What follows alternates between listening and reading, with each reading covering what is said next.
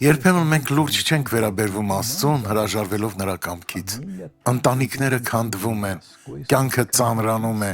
տառապանքներն ու հիվանդությունները շրջապատում են, գողություններն ու վթարները անընդհատ լինում են։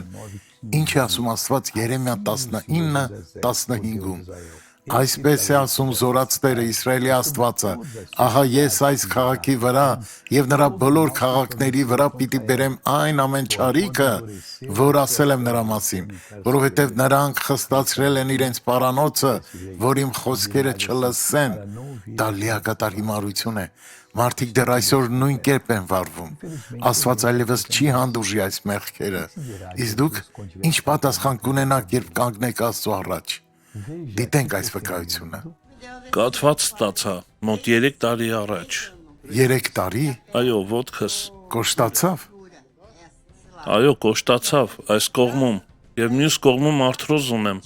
Այնպես որ դժվար էր քայլել։ Արա այսպես։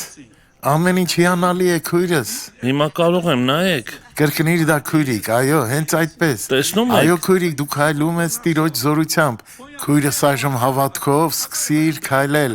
Հիսուսի անունով, անունդ ինչ է։ Մարիա Դալուս։ Ահա գալիս է Մարիա Դալուսը, լի խաղաղությամբ եւ Սուրբ Հոգու ուրախությամբ, որովհետեւ Տեր Հիսուսը նրան բժշկեց։ Աղոթենք։ Հայր մեր, ես աղոթում եմ այս հոգու համար։ Քո իշխանությամբ կասեցնում է սատանայի ամեն գործ նրանց կյանքում։ Սատանա, Հիսուսի անունով հրամայում եմ, հեռացիր։ Ամեն։ Amém.